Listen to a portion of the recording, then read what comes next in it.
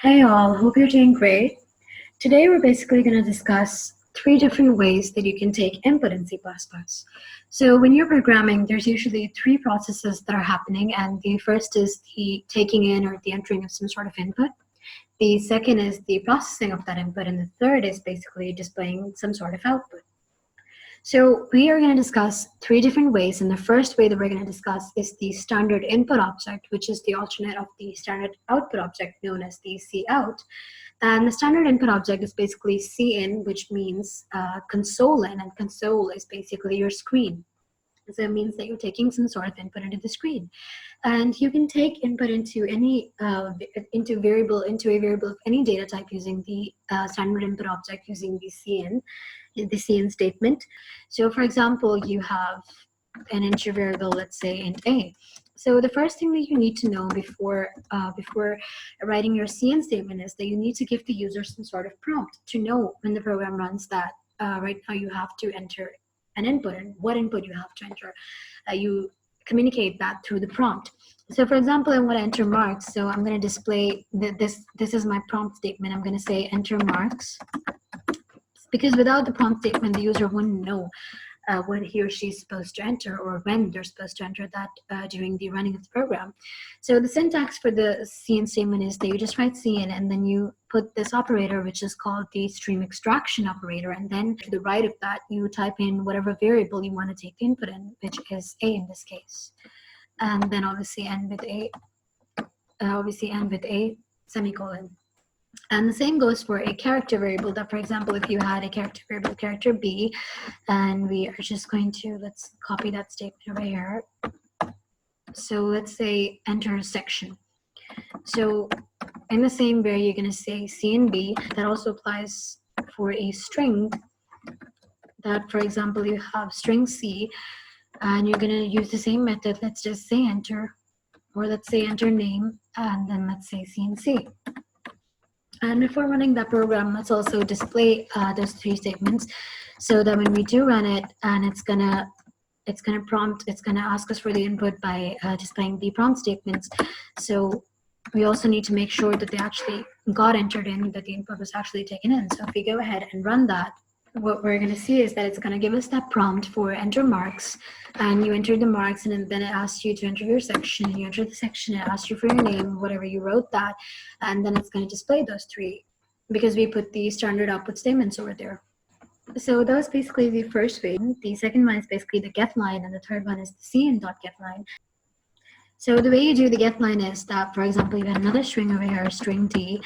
The way you take input in that string d is that you write get line, and then you put round brackets in front of that, and in the round brackets you first of all write CIN, and then after a comma you write the name of whatever variable you want to take input in, which is d in this case. And the problem that arises here is that let's also display that. Let's also display d, and let's also write a prompt statement. So let's just say enter, and in that line. Okay, so the problem that arises here is that the thing is that this get line keeps taking input till you press enter on your keyboard.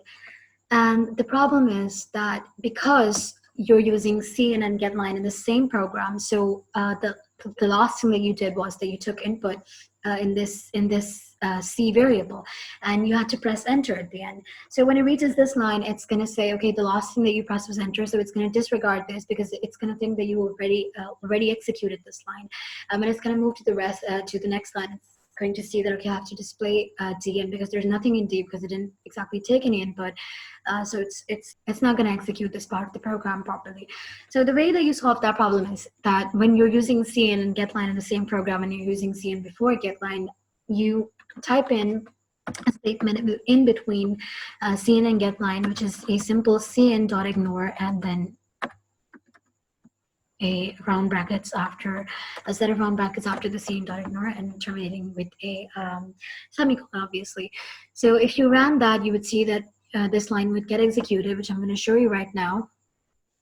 So here, as you can see, it once again asked me for marks, for section, for my name, and then it asked to enter a string. So let's just say HHH, and there you can see it also got displayed, just like we have written at the end. So that was the second method of taking an input, and now I'm just going to show you the last one, which is the CIN.GETLINE.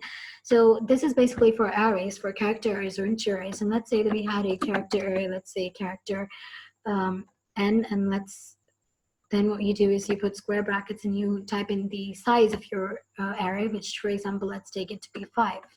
So let's use the CIN.GETLINE over here. Now first let's write a prompt. Let's say just enter, or let's just say E. And then let's use CIN.GETLINE, and the way you do this is the syntax is that you write CIN.GETLINE, and then in round brackets you first of all write the name of the variable that you want to take input in, and that is n in this case, and then after a comma you write how many characters you want to enter in it. So a tip over here is that if your array is of whatever number the length of your array is, you type in one more than that. So you say 6 over here instead of 5, and I'm going to tell you the reason for that in a moment. So also let's just display that at the end. Let's say cout n at the end, and we also want to remove the rest of this so that it's easier to explain to you. So let's go ahead and run that, and I'm going to explain to you why I basically put 6 over here instead of 5. All right, so it's going to prompt me to enter something, and let's just say, let me just write programming. So what it displayed is, it displayed PROGR, and that's basically 1, 2, 3, 4, 5 characters, as you can see. Basically, what happens is that in any array, the very last character is basically the null character or the /0 characters. So if you made an array for length 5 and you stored hello in it, so what would happen is that when you took input for that, what would be displayed would be HELL, and the O wouldn't be displayed because you only gave the length of 5 characters, and the last character always needs to be a null character or a terminating character, so the O wouldn't get displayed. Let's also try that too. That, for example, we had 5 over here, and we also said 5 over here, and then we went ahead and ran that program. So it's going to ask us to write something, and let's say hello.